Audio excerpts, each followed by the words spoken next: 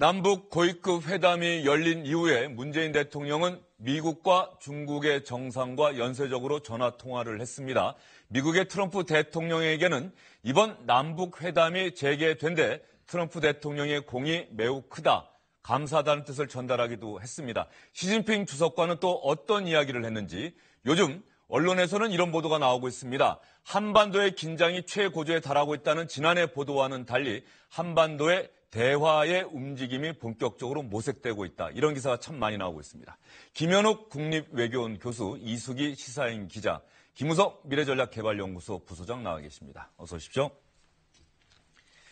문재인 대통령이 트럼프 대통령과 최근 전화통화 두 차례 했던 것 같고요. 어제는 시진핑 중국 주석과 전화통화를 했다고 하는데 어떤 내용의 전화통화였습니까?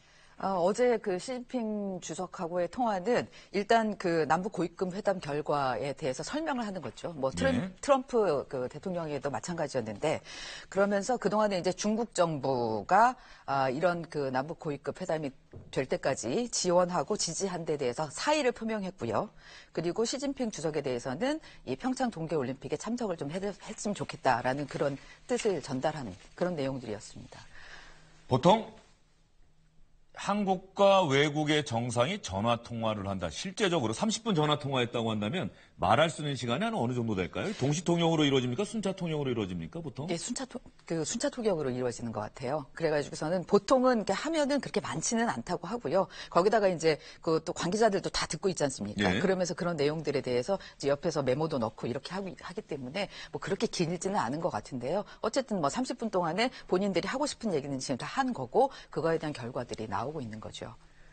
김현욱 박사님 보시기에 말이죠. 최근에 문재인 대통령이 트럼프 대통령과 전화통화 연쇄적으로 하고 그다음에 시진핑 중국 주석과도 전화통화를 했다. 뭔가 긍정적인 신호로 볼 수가 있을까요? 예, 그렇죠. 지금 생각보다 아까 뭐 말씀하셨지만 생각보다 평창 올림픽이라는 아주 중요한 계기를 맞이해서 한반도 정세가 상당히 급격하게 변해가는 것 같아요. 뭐 이전에는 올림픽을 계기로 해서 뭐 미국은 협조 안 할 거다. 한미 간에 뭐 불협화음이 날 거다. 남북 간의 회담을 추진하지만 뭐 미국은 계속해서 북한의 제재를 강화할 거다. 이러한 다양한 의견이 있었는데 지금 결과적으로 보면 남북한 간의 어떤 회담 평창 올림픽을 계기로 해서 회담이 이루어지고 그리고 그것을 통해서 미국의 메시지까지 바뀌고 있단 말이죠. 그러니까 상당히 분위기가 제재 분위기에서 지금 대화 분위기로 옮아가면서 미국 역시 자칫하면 이 국면에서 뭔가 아웃사이더가 될 수 있다. 그러한 위기감을 느낀 것 같아요. 그래서 아마 정책적인 차원에서 자국의 대북 제재 압박 정책과 지금 현재 남북 대화 국면을 상당히 연계시키려는 그러한 분위기를 지금 가지고 있고 아마 그런 차원에서 이번에 뭐 한국과 미국 그리고 또 한국과 중국 정상 간의 통화가 어떤 지금 남북 관계가 상당히 좀 대화의 중심을 형성하고 있다는 그러한 분위기를 잘 보여주는 것 같습니다. 네, 남북 고위급 대화가 이루어진 뒤에 미국과 중국의 정상도 남북 대화의 지지 의사를 밝혔다. 이 부분이 대단히 중요한 의미인 것 같습니다. 그러면 한중 정상 사이에 어떤 전화 통화 내용인지 저희가 화면을 준비해봤습니다. 문재인 대통령 남북회담에 대한 중국 정부의 지원에 감사의 뜻을 밝혔고요. 시진핑 주석은 남북관계 개선 성과를 환영했습니다. 남북대화 평창을 넘어서 북핵 해결로 이어져야 한다. 또 하나 들어온 소식 보니까요. 오늘 중국의 인민일보가 문재인 대통령과 시진핑 주석 간의 전화통화 내용을 일면에 보도를 했다는 거예요. 중국 측도 남북 고위급 회담 그리고 이어진 문재인 대통령과 시진핑 주석의 전화통화 상당히 의미가 있는 것으로 평가하고 있다. 이렇게 볼 수 있지 않겠습니까? 네, 중국은 뭐 당연히 미국보다야 대화를 강조했었던 나라고 시진핑 주석도 일정 정도 뭐 그런 분위기가 좋지 않겠습니까? 그렇다고 하면 미국하고의 결이 다른 거는 너무나 당연한 거죠. 뭐 물론 공개적으로 보여주는 거는 미국이나 중국이나 평화 그리고 대화 강조 이런 부분들에 대해서 합의를 보고 있지만 사실은 속내가 좀 다른 거 아니겠습니까? 그러면 미국 같은 경우에는 북핵 해결이 궁극적인 목표인 거고 중국 같은 경우에는 북핵 해결은 뭐 묵인할 수 있지만 여기에서 긴장이 더 강화돼가지고 미국이 동아시아에 개입하는 상황을 막는 게 좋겠다라고 하는 게 종국적인 목표일 텐데 그런 와중에 결국은 올림픽이라고 하는 공간에서 우리가 일정 정도 합의를 이끌어낼 수 있다고 하면은 양자에게 다 좋은 결과가 나타날 수 있을 거고, 그러나 내용적으로 보면은 약간 차이가 있어요. 우리가 북핵을 확실히 그 전제 조건 어제 그 문재인 대통령이 북핵 해결을 최종적인 목표고 그것이 해결이 안 되면은 대화가 더 진척될 수 없다라는 것을 네. 보였기 때문에 중국과도 뭐 일정 정도 뭐 사전 협의나 이런 것들이 필요하겠다는 생각이 들지만 종국적으로는 좀 차이가 있지 않나 이런 생각이 듭니다. 어쨌든 평창 동계올림픽을 계기로 해서 남북 고위급 대화가 이루어졌고 여기에 대해서 미국과 중국의 정상도 지지 의사를 밝혔다. 한반도 정세가 긴장해서 대화 쪽으로 빠르게 옮겨가는 모습인데요. 평창 동계올림픽에 말이죠. 우리가 흔히 한반도를 둘러싼 4대 강국, 4대국이라고 하지 않습니까? 미국과 중국, 일본, 러시아. 이 4대국의 정상들이 다 안 온다 이런 얘기가 있는데 다 안 오는 겁니까? 지금 확정된 것은 트럼프 대통령은 가족을 보내겠다고 했고. 예, 거기다가 이제 펜스 부통령이 오는 게 확정이 예. 된 거고요. 그거는 대통령 양 정상 간의 통화에서 확인이 된 거고, 그다음에 이제 딸 이방카가 올지 안 올지는 아직 미정인 예. 거고요.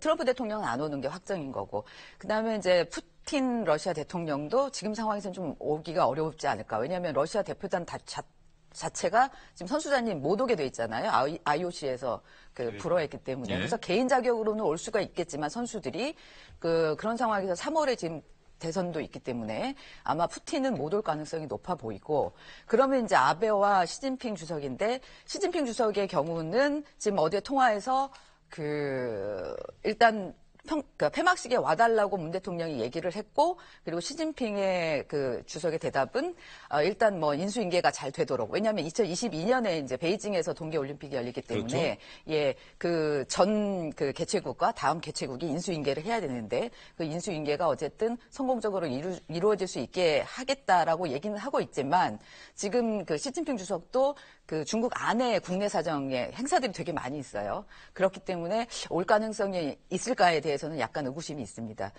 이를테면 지난번에 베이징 하계올림픽을 할 때에는 아테네 올림픽 때 베이징 시장을 보냈었거든요. 그렇기 때문에 이번에도 베이징 시장이 올 가능성이 있지 않을까라는 지금 관측은 좀 나오고 있는데, 또 뭐 시진핑 주석이 가까운 나라니까 막판에 어떻게 바꿀지는 좀 지켜봐야 될 것 같고요. 마지막으로 이제 아베 수상인데, 아베 총리의 경우가 지금 아마 산케이 보도로 보면은 유보적인 입장을 표명했다 이런 얘기를 하고 있는데, 남북 관계를 개선하고 북일 관계 부분에 있어서의 이 중간 고리 역할을 하려면은 뭐 일본과 한일 간의 대화가 좀 있어야 되는 상황이기 때문에 그 부분은 아마 시간을 좀 갖고 우리 쪽도 계속해서 좀 올 수 있도록 얘기를 많이 할 것 같은 생각이 들고요.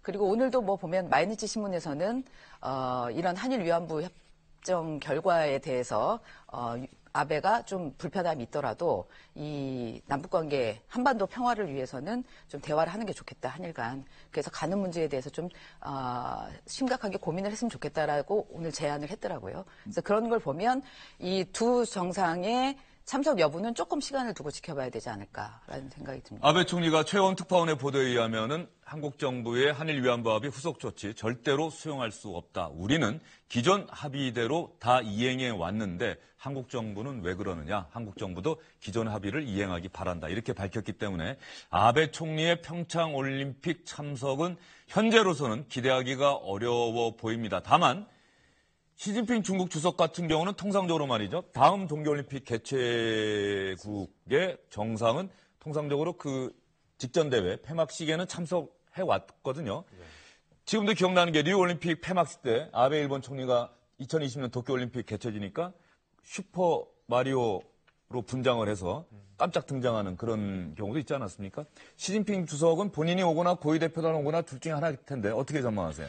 글쎄요, 몇 가지 변수들이 있는 것 같아요. 하나는 어쨌든 지금 남북 대화가 상당히 분위기가 무르익고 있는데 아마 여기에서 이후에 이게 북미 대화로 넘어갈지, 즉 패럴림픽이 끝난 이후에 다시 한반도에서 뭔가 도발 국면이 일어날 가능성이 있다든지 이것도 하나의 변수인 것 같아요. 만약에 추후에 다시 한번 대화 국면이 깨지고 미국의 어떤 대북 제재 압박 국면이 가시화된다면 거기에 대해서 시진핑이 오는 건 좀 부담스러울 것이고, 근데 하나 긍정적인 것은 그래도 미국에서 펜스 부통령 상당히 직급이 2인자가 오기 때문에 거기에 대해서는 뭐 중국이 참석하는 거에 대해서 상당히 긍정적일 수 있다.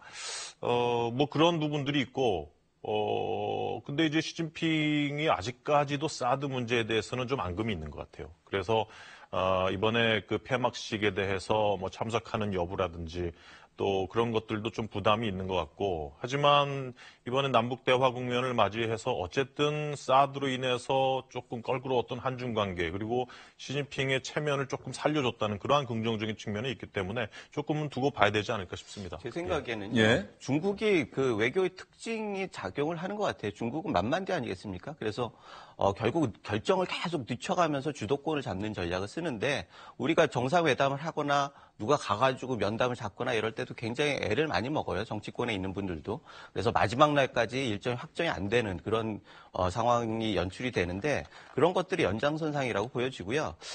이번 같은 경우에는 특히 문재인 대통령께서 지난번에 국빈 방문을 갔을 때 홀대를 받았다는 논란이 있지 않았습니까? 네. 그런 상황에 대해서도 중국에서는 좀 깊이 생각을 할 필요가 있다. 그래서 좀 적극적으로 참여를 하는 모습을 보이면서 한중 관계라고 하는 부분들에 굉장히 새로운 전기를 만들어내는데 활용하지 않을까라고 한 기대를 해봅니다. 네, 시진핑 중국 주석 사실 시청자 여러분 가만히 생각을 해보시면 말이죠. 2018년 올해는 평창에서 동계올림픽이 열리고 2020년에는 일본 도쿄에서 하계올림픽이 열리고 2022년에는 베이징에서 동계올림픽이 열리고 이 동북아 3개국이 올림픽이라고 하는 큰 스포츠 이벤트를 연쇄적으로 개최하는 것도 뭐 이 지구상에 인류가 출연한 일에 거의 처음 아니겠습니까? 그런 면에서 보면 사실 이번 평창 동계올림픽에 한중일 정상이 함께하는 모습을 보이면 그 나름대로 또 의미가 있을 텐데 말이죠. 그렇죠. 아무래도 2년마다 그렇게 있기 때문에. 근데 지금 이제 이 말씀드린 대로 어쨌든 미국과 러시아는 안 오는 걸로 결정이 났는데 양 정상은 아직은 열려 있는 상황이기 때문에 이 부분에 대해서는 뭐 우리 정부가 끊임없이 그러니까 러브콜을 보내는 게 이제 마땅한 상황인 것 같습니다. 시진핑 주석과 문재인 대통령이 전화 통화하면서 말이죠. 우리 청와대 브리핑을 보면은 시진핑 주석이 남북관계 개선과 한반도 비핵화를 같이 해결해 나가겠다는 문재인 대통령의 노력에 지지를 나타낸다. 이렇게 브리핑을 했어요. 사실 한반도 비핵화라고 하는 것이 남북 고위급 회담에서 과연 다뤄질 수 있느냐. 좀 여러 가지 그 논란들이 있지 않았습니까? 북한이 과연 응하겠느냐. 글쎄요, 뭐 저희 입장에서는 이 문제는 분명히 나올 수밖에 없다고 생각하거든요. 남북 간에 지금 고위급 군사회담이 지금 예정돼 있고, 거기에서 만약 북한이 한미연합훈련 관련된 논의를 꺼낸다면 그거에 연관돼서 비핵화 논의가 저는 충분히 나올 수 있다고 보여지는데, 아마 중국 측에서 이번에 그 청와대 측과 조금 달리 발표를 했단 말이에요. 우리는 이제 비핵화 얘기를 분명히 꺼냈고, 근데 중국 측에서는 한반도 문제 해결이라고 상당히 이제 브로드하게 처리를 했단 말이죠. 그래서 아마 지금 분위기에서 뭔가 그 비핵화와 한반도 정세 안정에 중국 측이 적극적으로 찬성하는 입장이라는 데는 이견이 없어 보이는데, 지금 굳이 중국 입장에서는 비핵화 얘기를 꺼낼 필요가 없겠죠. 북한을 불필요하게 자극하거나 또 이 문제를 자극함으로써 지금 시동이 걸린 남북 대화가 상당히 좀 좀 스테일메이트 국면으로 갈 수 있는 그러한 우려가 있기 때문에 아마 그런 차원에서 조금 발표 내용은 틀리지만 발표하는 문장은 틀렸지만 내용 면에서는 뭐 한중 간에 충분히 공감을 했다고 저는 보여집니다. 가만히 돌이켜보면 말이죠. 얼마 안 된 일입니다. 우리 정부에서도 공해상에서 북한 선박의 원유를 제공한 것으로 의심되는 그 선박이 우리나라 항구에 들어오자마자 억류해서 조사했다. 이런 기사들이 계속 나오지 않았습니까? 그리고 그 일과 함께 그 당시에 트럼프 미국 대통령이 중국을 겨냥해서 중국이 이번에 제대로 딱 걸렸다. 이런 얘기도 하지 않았어요? 그 직후에 김정은이 신년사를 통해서 대화 의지를 강하게 보였고 갑자기 대화에 적극적으로 나타났다. 어떻습니까? 그러면은 트럼프 미국 대통령이 계속해서 강조해온 최대한의 대북 압박이 북한을 대화의 장으로 끌어냈다라고 하는 트럼프 대통령의 자평, 자화자찬이 뭐 어쨌든 간에 틀린 건 아니다. 이렇게 볼 수도 있지 않을까요? 어떻습니까? 근데 여러 가지 지금 김정은이 이렇게 그 적극적으로 나오는 데는 여러 가지 이유가 있다고 지금 해석들이 나오지 않습니까? 이를테면,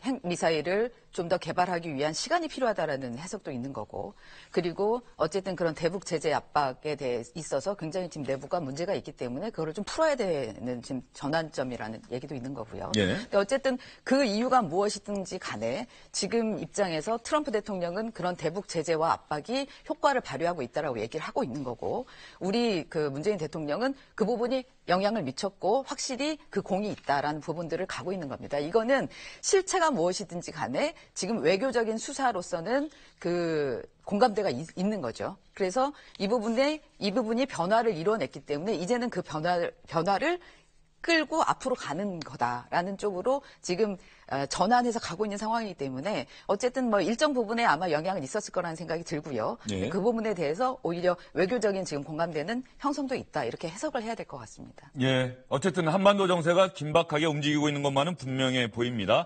시진핑 중국 주석과 문재인 대통령이 어제 전화통화를 30분 동안 했습니다. 그 내용 여러분께 전해드렸고요. 아직 시진핑 주석이 평창 동계올림픽에 참석하겠다 이렇게 직접적으로 의사를 밝히지는 않은 상황입니다. 문재인 대통령 그 전에는 트럼프 미국 대통령과 전화통화 2차례 연쇄적으로 했습니다. 특히 남북 고위급 회담 끝나고 난 다음에 트럼프 대통령과 전화통화했고 이 전화통화는 상당히 한미 두 정상이 화기애애한 분위기 속에서 공감대를 형성했다. 이런 분석이 나오고 있습니다. 김은옥 박사님, 트럼프 대통령과 문재인 대통령의 전화통화 뭐 이미 2, 3일 전 일인데 말이죠. 어떻게 보십니까?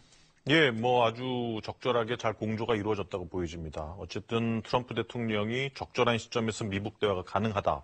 그리고 남북한 대화 진행 중에는 군사적 행동이 없을 것이다. 뭐 이런 언급을 분명히 했고, 따라서 아까 기자님께서도 말씀하셨지만, 문 대통령께서 이제 미국의 공을 상당히 좀 지켜 세워줬어요. 그러니까 지금 맥시멈 프레셔, 최대한의 압박이 있었기에 지금의 남북 대화가 있지 않았느냐. 그래서 어쨌든 그러한 부분에 있어서 지금 남북 대화는 상당히 중요하고 미국도 지지한다.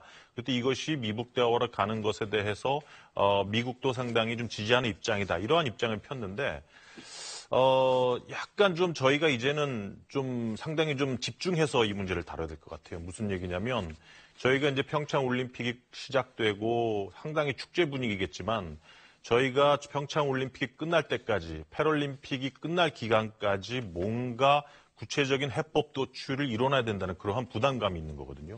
만약에 해법 도출이 일어나지 않았을 때 그 이후에도 남북한과는 남북 관계의 어떤 모멘텀을 계속해서 만들고 싶어 할 것이고 비핵화 관련된 해법이 도출되지 않은 상태라면 미국은 다시 한번 대북 압박 제재 강경책으로 다시 선회할 것이란 말입니다. 그러면 이 상황에서 과거의 긴장 국면으로 돌아가지만 거기에 플러스 한미 간의 다른 대북 정책을 가지고 갈 가능성이 있기 때문에 오히려 패럴림픽 기간, 평창올림픽 기간이 끝날 때까지 미북 간의 비핵화 대화와 관련된 뭔가 모멘텀이 될 수 있는 것을 이끌어내야 한다. 그렇지 않으면 과거보다 더 큰 위기가 도사리고 있다. 저는 이렇게 보여집니다. 트럼프 미국 대통령이 그동안 김정은 북한 노동당 위원장을 향해서 상당히 거칠게 비판을 해왔었는데 최근 남북 고위급 회담 그리고 문재인 대통령과 전화통화 이후에 김정은 북한 노동당 위원장 북한에 대해서 대단히 유화적인 발언을 계속하고 있습니다. 우리는 전쟁을 예상하지 않고 있다. 남북 대화가 성공적으로 이어지길 바란다. 그리고 북미 대화 가능성도 열어놓고 있다. 이렇게까지 이야기를 했고요. 오늘 언론에 보도된 내용, 특히 미국의 월스트리트 저널이 트럼프 대통령과 인터뷰했다면서 밝힌 내용을 보면 말이죠. 조금은 이해가 안 됩니다. 근데 어쨌든 이런 얘기한 거는 분명합니다. 나는 김정은 위원장과 아마도 매우 좋은 관계를 갖고 있다. 그러면 김정은 위원장과 대화한 적이 있습니까? 라고 기자가 물었더니 그것에 대해서는 언급하고 싶지 않다. 그와 얘기를 했는지 안 했는지 말하는 것이 아니다. 그저 언급하고 싶지는 않다. 김현욱 박사님. 트럼프 대통령이 뭘 얘기하는 건지 잘 모르겠습니다만 갑자기 김정은 위원장과 아마도 매우 좋은 관계를 갖고 있다. 무슨 얘기입니까? 그러니까 이제 트럼프 대통령이 스피치하면서 한 내용을 쭉 보면요. 항상 어느 국가나 개인적으로나 트럼프 대통령은 안 좋은 관계고 서로 실갱이를 하고 항상 비방을 하다가도 갑작스럽게 관계가 개선되곤 했다. 자기의 경험상. 그렇기 때문에 미국 관계가 좋은 관계가 될 수 있다. 이런 얘기를 하면서 소위 이제 트럼프 대통령의 하나의 뭐 캐치프레이즈라고 특징이라고 할까요? 뭐 불확실성, 불예측성 이런 거를 항상 좀 자기의 외교 스타일이 이용을 하는 것 같아요. 그래서 이번 대화하는 것도 봐도 물론 이제 국무부에서는 평창 올림픽 기간 동안에 공식적인 미국 대화는 불가능하다 없을 것이다 이렇게 얘기를 했고 제재는 또 계속될 것이다 이렇게 얘기를 했지만 동시에 여러 가지 메시지를 흘리면서 북한에 대해서 미국의 전략을 상당히 애매하게 그렇게 전달을 하면서 동시에 뭐 모든 옵션이 가능하고 또 대화도 가능하다는 메시지를 계속 흘리는 그런 전략인 것 같습니다. 예, 트럼프 대통령이 월스트리트 저널과 인터뷰하면서 말이죠. 먼저 이렇게 이야기를 했다는 거예요. 나는 사람들과 좋은 관계를 갖고 있고 당신들도 그것에 매우 놀랄 것이다. 특히 시진핑 중국 주석 매우 좋아한다. 아베 신조 일본 총리와도 훌륭한 관계를 맺고 있다. 라고 이야기한 다음에 갑자기 김정은 위원장을 얘기했다는 겁니다. 김정은 위원장과 아마도 매우 좋은 관계에 있다. 아마도 매우 좋은 관계는 무슨 뜻이라고 보세요? 그걸 누가 알겠습니까? 근데 뭐 전 영어 원문이 어떻게 되는지 모르겠는데 어찌됐든 저거는 아까 말씀하셨듯이 그 본인의 바람 아니겠나라는 생각이 들어요. 사실 한 전쟁을 할 때도 하나의 전술로 모든 걸 해결할 수는 없어요. 결국은 여러 가지 전술을 종합적으로 계획을 세워가지고 추진을 하면서 그게 하나의 전략이 될 때, 전쟁에서 승리할 수 있는데 그런 것들을 잘 아는 사람 아니겠습니까? 그래서, 지금 같은 경우엔 강온책을 잘 활용하고 또 주위에 있는 환경들을 잘 활용하고 이런 것들이 굉장히 중요한 때이기 때문에, 그럼에도 불구하고 지금 확실한 상대는 북한의 김정은 아니겠어요?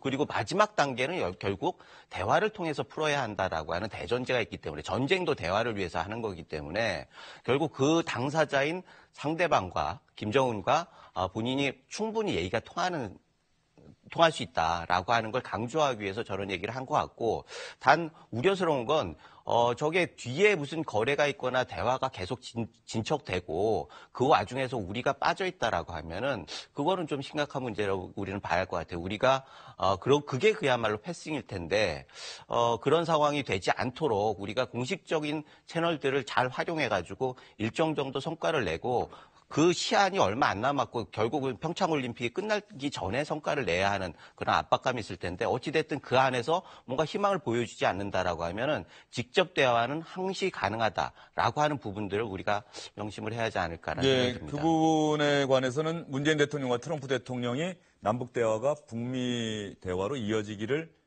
바라고 가능성이 있다는데 공감을 했다. 그 부분을 한번 얘기하고 싶고요. 제가 트럼프 대통령을 좀 이해하려면 트럼프 대통령과 아마도 매우 좋은 관계를 맺고 계십니까? 잘 알고 계십니까? 아니요, 전 잘 모르지만 오히려 이렇게 왜 요즘 트럼프 대통령에 대해서 미국 안에서도 제일 문제라고 얘기를 하는 게 불가측성이라고 얘기를 하잖아요. 그러니까 예측하기가 힘들기 때문에 오히려 이게 훨씬 더 위험도가 높다 이제 이런 얘기가 나오는. 정신 상태가 온전치 못하다는 그런 책까지 나왔겠습니까? 그래서 화염과 분노 책이 나오긴 했는데 오히려 이럴 때는 그러니까 좀 긴 맥락에서 볼 필요가 있을 것 같아요. 결국 트럼프 대통령한테 가장 이득이 된다고 하는 게 뭘까라는 걸 보고서 그걸 향해서 가지 않겠어요? 근데 이제 그게 국면에 따라서 강한 제재로 가는 때가 있고, 근데 지금처럼 이제 대화 국면으로 가야 되겠다고 생각하는 때가 있고 그럴 텐데, 그런 큰 목적은 뭐냐? 미국 입장에서도 그러니까 북한 가장 큰 목적은 북한의 비핵화를 만드는 거고, 그걸 위해서 대화 테이블로 나오게 하는 게 최종 목표일 거고요. 그러니까 북한을 향해서 군사적 행동을 해서 그게 미국의 세계 질서를 흐트러뜨리는 미국의 책임으로 가는 거를 원하지는 않을 거라고요. 그렇다면 비핵화를 위한 대화 테이블로 나오기 위해서 그 전에 제재 국면이 필요했다면 지금은 대화 국면이라고 본인이 판단하고 있는 거겠죠. 그리고 사실은 11월에 미국에서 그 중간 평가라고 할 수 있는 의회 선거가 있거든요. 그걸 위해서도 그 트럼프 입장에서는 계속해서 좀 아웃풋을 내가야 할 필요성은 있습니다. 그러니까 본인이 지금 가장 저희가 깔때기 된다고 할 정도로 이번에 어쨌든 이 남북 고위급 회담을 만드는 데 있어서 그 본인의 공이 크다라는 걸 계속 얘기하고 있잖아요. 그거는 어쨌든 이 결과적으로 이 북한 문제를 풀어냄으로써 그 다음번에 그 외교적 성과를 얘기하고 그게 국내 선거로까지 이어지는 이런 부분들을 쭉 계산하고 있다면 그 조금은 이 트럼프의 이런 이 변화, 굉장히 이게 변덕스러움이 이해가 되지 않을까라는 그런 생각도 좀 있습니다. 명확한 거는 역시 권력자는 권력 기반을 신경을 안 쓸 수가 없거든요. 그래서 트럼프 같은 경우에도 권력이 기반이 될 수 있는 여론이 굉장히 중요합니다. 그래서 본인이 이게 1차의 과제라고 생각하기 때문에 이 부분에 대해서 성과를 보여야 하거든요. 그래야지 그 권력이 공고해지기 때문에. 그런데 우리가 레토릭에 속으면 안 될 것 같아요. 지금 불확실성 많이 얘기하는데 사실 김정은도 그렇고 트럼프도 그렇고 불확실성에 대해서 굉장히 사람들이 많이 얘기를 하는데 어떤 측면에서 보면 너무나 합리적인 거예요.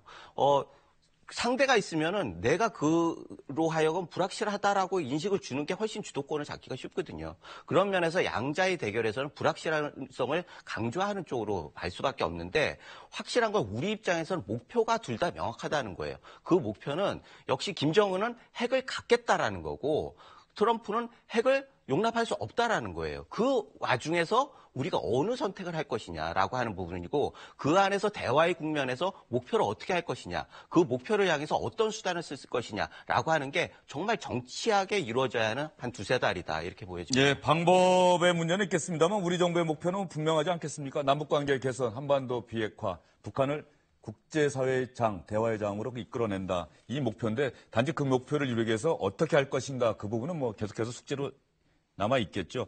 그런데 월스트리트 저널 인터뷰가 말이죠. 이거 트럼프 대통령이 한반도와 관련한 이야기 정말로 많이 했네요.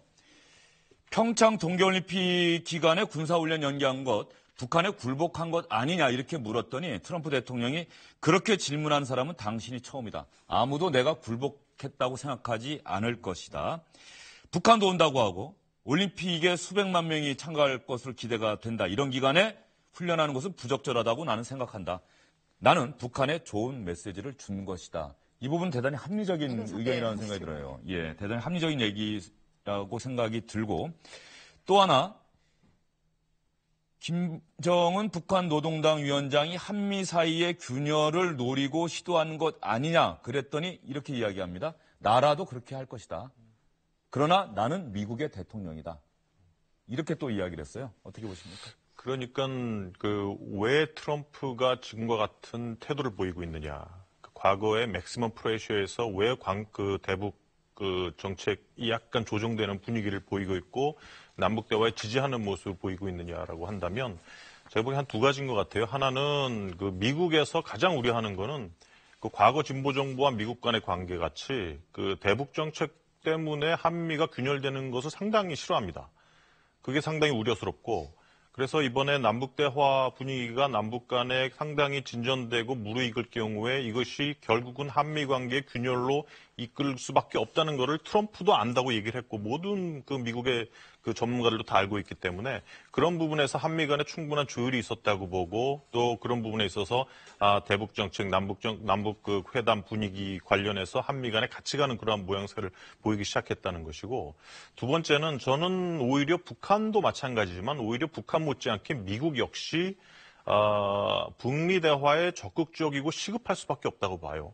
그러니까 CIA 국장도 이제 3월이 데드라인이다라고 얘기를 했을 정도로 미국에서 상당히 우려하는 거는 북한의 장거리 미사일 ICBM 개발 완료라는 것에 대해서 상당히 레드라인이라고 지금 고려하고 있는 정도인데 그 이유는 뭐냐면 물론 미국 본토도 상당히 위험에 빠질 수 있지만 미국 본토가 북한의 핵미사일로 위협에 빠지게 되면 과연 미국이 제공하는 한국과 일본이라는 동맹국에 대한 안보 제공이 유효할 수 있을 것인가에 대해서 미국에서는 우려할 수 있거든요. 즉 동맹도 위험해질 수 있고 일본과 한국이 자체 안보 강화를 위한 조치를 마련할 수도 있고 이것은 동맹에 기반한 아시아전력과 중국 때리기가 다 엉망이 될 수 있단 말이에요. 그렇기 때문에 지금 상황에서 북한도 어느 정도 이제 물론 핵보유국 인정이란 조건을 내세우고 그 대화를 할 수 있다는 그러한 메시지를 미국에 던지고는 있지만 오히려 그와 못지않게 미국도 상당히 대화에 갈급한 입장이다. 그렇기 때문에 저는 물론 아직까지는 모르겠어요. 그렇지만 그럼에도 불구하고 북미가 자국의 입장, 아까 말씀하신 것처럼 핵보유국 인정, 비핵화라는 입장에 상당 부분 고착돼 있고 그 간극이 좁혀지는 분위기가 아니기 때문에 결과를 아직까지 예단할 수는 없지만 그럼에도 불구하고 뭔가 북미 간의 대화 노력은 충분히 물밑에서 진행될 수 있다. 저는 이렇게 보여집니다. 예, 알겠습니다. 문재인 대통령이 남북 고위급 회담 이후에 트럼프 미국 대통령, 시진핑 중국 주석과 연쇄적으로 전화통화했습니다. 미국과 중국 정상이 문재인 대통령의 한반도 운전자론에 일단은 힘을 실어줬다는 평가가 나오고 있습니다. 그것이 성과로 이어져야 하겠다. 이런 의견들이 참 많은데요. 그것이 문재인 대통령과 문재인 정부에 주어진 숙제가 아닐까 싶습니다. 조명균 통일부 장관 남북 고위급 회담 결과를 야당 지도부에게도 설명하기 위해서 국회를 찾았습니다. 자유한국당, 국민의당 모두 찾아서 설명을 했습니다. 네, 남북 고위급 회담 결과 설명드렸고 향후에 저희가 좀 차분하게 잘 준비해서 후속 조치를 해나가겠다 그런 내용의 말씀을 드렸고요. 야당의 말씀도 국민들께서 관심 갖고 있는 그런 거 저희가 충분히 감안하면서 향후 회담에 임하겠습니다. 대표께서 말씀하신 거는 평창 동계올림픽이 비핵화를 위한 첫 출발이 돼야 된다. 정치쇼가 돼서는 안 되고 만약 정치쇼가 된다면 그거는 역사의 주인이 된다. 그리고 또 아울러서 북핵에 시간을 벌어주면 안 된다. 자유한국당의 의견, 논조, 시각은 일관된 것 같아요. 남북회담이 북한에게 핵 문제, 시간을 벌어주는 수단이 돼서는 안 된다. 이 얘기가 계속 나오고 있어요. 네. 자유한국당에서는. 과거의 실패를 교훈을 삼아야 한다라고 하는 구체적인 내용이죠. 과거도 대화를 하다가 계속 대화의 조건으로 우리는 돈을 계속 줬고 그 돈으로 핵을 개발을 해가지고 지금 굉장히 심각한 상황까지 왔는데 이것이 반복돼서는 안 된다라고 하는 건 너무나 상식적인 얘기죠.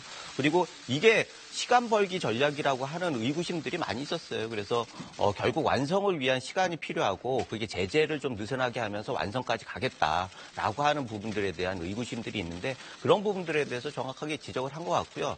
이런 부분들에 대해서는 정부에서도 굉장히 경청을 해야 한다라는 생각이 들고 특히 조명균 장관이 국회를 방문하는 건 어떻게 보면 너무나 당연한 겁니다. 지금 외교 문제나 국가의 부담이 되는 문제에 대해서는 국회에서 그 허락을 받아야 한다라고 하는 게 전체적인 헌법 정신 아니겠습니까? 그런 면에서는 이런 부분들이 구체적으로 조약으로 가기 전에 전 단계이긴 하지만 그 과정이 굉장히 중요한 문제이기 때문에 이런 것들은 사전에 협의를 하는 모양새를 보여주는 것도 중요하고 결과적으로 최후의 결정권에 있어서도 책임 부담을 확실히 좀 이렇게 나눠지는 그런 전략이 될 수 있기 때문에 이런 부분들에 대해서 사전에 굉장히 협조를 많이 해야 하는 부분이다라는 생각이 듭니다. 네. 이런 상황에서 이 시점에서 문재인 대통령이 북한에 대한 제재, 국제사회 대북 제재, 우리 정부는 과연 어떻게 할 것인지 이 부분에 대한 질문이 나왔었거든요. 문재인 대통령은 일단 지금 시점에서 우리 정부가 독자적으로 국제사회 대북 제재와 다른 그런 행보를 할 생각은 없다는 점 분명히 했습니다. 지금 북한과 이 대화가 시작되긴 했지만 이 북핵 문제가 해결된 것이 아니기 때문에 한국은 국제사회와 제재에 대해서는 보조를 함께 맞춰 나갈 것입니다. 한국이 국제적인 어떤 대북 제재와 별개로 독자적으로 대북 제재를 완화할 생각은 지금은 가지고 있지 않습니다. 국제 제재를 완화할 생각은 갖고 있지 않다. 문재인 대통령 분명히 이렇게 이야기했습니다. 국제사회와 공조를 해나가겠다. 남북대화는 대화대로 해나가되 국제사회와도 공조 분명하게 해나가겠다. 이렇게 이야기를 했고요. 이런 흐름 속에 이런 분위기 속에 북한의 김정은이 오랜만에 다시 공식 일정에 나선 것 같습니다. 오늘 조선중앙통신이 김정은의 대외 행보 사진과 함께 보도를 했는데 김정은이 의미 있는 이야기를 했습니다. 아마도 국제사회 대북 제재를 염두에 두고 한 얘기 같습니다. 적들이 10년, 100년을 제재한다고 하여도 뚫지 못할 난관이 없다. 국가과학원을 시찰하는 도중에 이런 얘기를 했다고 하는데요. 김현욱 박사님, 내부적인 뭐 일종의 선전용 발언일까요? 뭐 그런 성격이 강하다고 봐야 되겠죠. 물론 북한 내부적으로도 이제 국제사회의 제재를 극복하기 위해서 다양한 그 정책적인 수단을 지금 사용하고 있는 건 사실입니다. 예를 들어서 뭐 중유 공급이 중단되니까 이 석탄으로 그것을 대처를 한다든지 또 아니면 뭐 다른 밀무역을 계속해서 추진한다든지 그리고 뭐 그 기존의 장마당을 상당히 활성화하면서 국민들에게 계속해서 수요를 공급해 주려고 한다든지 그러한 것들이 있지만 어쨌든 제재가 계속해서 진행이 되고 그러면 2018년도에는 북한이 힘들 수밖에 없죠. 그래서 아무래도 지금 상황 속에서 북한 주민들이 겪는 경제적인 난은 힘들다. 그런 것들이 계속해서 징후가 보이고 있고 그것을 무마시키기 위해서 또 숙청도 하고 국내적으로 단속도 하고 있는데 아마 이런 상황에서 뭔가 다시 한번 국내적인 결속을 좀 다지고 정권을 안정화하기 위한 그러한 국내적인 용도가 있다고 보는 게 맞겠죠. 김정은의 이 이야기를 들으니까 어제 주영진의 뉴스 브리핑에서 지난해 6월에 북한을 탈출해서 군사분계선 넘어서 귀순해온 병사 출연해서 저희가 인터뷰를 했었습니다. 어제 방송에 내보내드리진 못했는데 왜 귀순하기로 결심을 했느냐 이렇게 물었더니 바로 김정은 북한 노동당 위원장 체제의 북한에서는 희망을 찾아볼 수 없었다 이렇게 이야기를 했었습니다. 그래서 그 이야기를 여러분께 지금 들려드리겠습니다. 귀순하기로 결심하게 된 이유, 동기는 뭡니까? 그러니까 북한 체제에 대한 그런 좀 불합식성, 어떤 좀 그 한국 사람의 동경도 있겠지만 그보다 중요한 것은 그 생활하면서 이젠 더 이상 이젠 북한 체제 이젠 돈은 바랄 게 없다. 그러니까 실제 그 지금 정권이 하는 일이 바르지 않다. 오래 못 간다. 이 정권을 해가지고 진짜 청춘을 바치기 싫다. 그래가지고 한번 새롭게 시작해보자고 시작하겠습니다. 가족 생각이 마지막까지 계속 걸렸을 것 같은데, 가족이.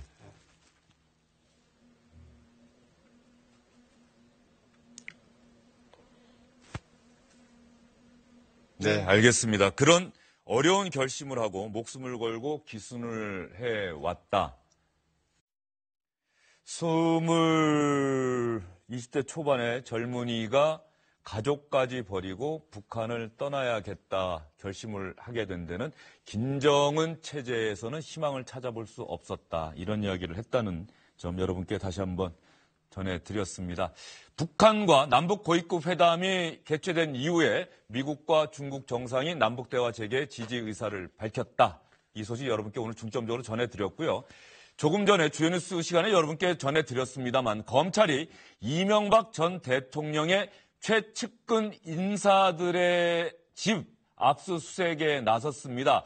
왜 나섰느냐? 그 혐의가 상당히 의미심장해 보입니다. 이들도 박근혜 정부가 국가정보원의 특수활동비를 정기적으로 뇌물로 상납받은 혐의, 이 혐의 때문에 박근혜 전 대통령 추가로 기소되지 않았습니까? 비슷하다는 겁니다. 이들도 국가정보원으로부터 불법적으로 자금을 수수한 혐의다. 검찰이 이렇게 밝히고 있어요. 이거 작은 기사가 아닐 것 같습니다. 네. 보도를 보니까, 그러니까 이거를 알게 된 경위가 원세훈 전 국정원장이 쓴 자금의 흐름을 이제 추적하다 보니까 이게 청와대에 또 상납된 그 정황이 드러났다는 거예요. 그래서 이제 그 당시에 이 금고였던 그 김백준 청와대 전 총무비서관의 집, 그리고 김희중 전 제1부속실장, 그다음에 민정비서관이었던 김진모 전 서울 남부지검장의 자택을 지금 압수수색했다는 거거든요. 그러니까 만약에 이게 사실이고 국정원의 돈이 청와대에 상납이 됐다면 말씀하신 대로 박근혜 정부의 그 특활비가 상납됐던 것과 똑같은 양상이 MB 정부에서도 있었다라는 것들이 밝혀질 수 있다는 얘기인 거죠. 압수수색을 당한 사람들의 면면이 일단 주목해 볼 필요가 있습니다. 김백준 전 청와대 총무기획관, 김희중 전 대통령 제1부속실장, 이명박 전 대통령의 재산과 일정을 관리해온 최측근들이다. 바로 이런 점에 언론은 주목을 할 수밖에 없을 것 같습니다. 김진모 전 서울 남부지검장. 이 세 사람이 모두 청와대에서 한솥밥을 먹었다는 거예요. 예. 김은석 부소장 혹시 이 세 사람 잘 알고 계십니까? 직접적으로는 모르고요. 간접적으로는 알죠. 그런데 이 부분, 이 뉴스를 보면서 제가 든 생각은 역시 특수활동비라고 하는 성격이 뭐냐라고 하는 문제의식을 가질 수밖에 없었어요. 사실 YS 이후에 정치자금을 못 받게 공식적으로 돼 있지 않습니까? 그러면은 그 이후에도 통치자금이 필요했을 텐데 통치자금을 그럼 숨겨놓은 돈이었느냐, 국정원 특활비로라고 하는 부분들이 있는데 그런 부분들은 문제제기가 계속 나왔어요. 그런데 그게 여러 정권을 넘어가면서 그게 일정 정도 관행적으로 이게 돼 있는 거 아니냐라고 하는 얘기들도 많았어요.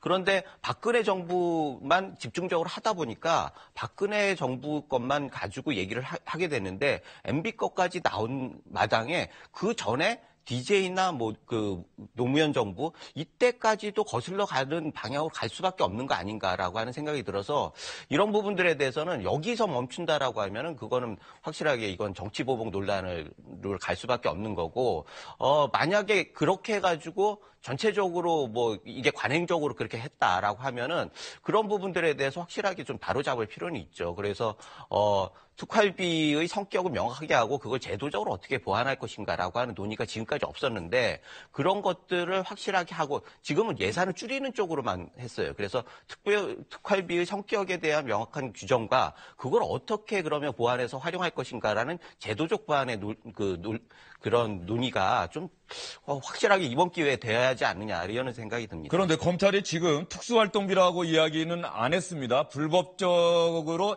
국정원 자금을 받은 혐의다라고만 이야기를 하고 있는 것 같습니다. 국가정보 특수활동비라는 얘기까지는 아직 하지 않은 상태인데 아마도 특수활동비이지 않을까 추정은 되고 있다. 이런 기사가 나오고 있고요. 이 세 사람이 어떤 사람인지를 다시 한번 좀 정리하는 게 필요할 것 같은데요. 그러니까 특수관계라는 거죠. MB하고. 그러니까 김백준 전 총무비서관의 경우는 고대 1년 선배예요. 고대 상대 1년 선배고 어쨌든 청와대 안살림을 계속 관리를 했고 그거 말고도 MB의 집사 역할을 하면서 청와대의 모든 돈 흐름을 다 알고 있다라는 그런 얘기를 그동안에 들어왔었고요.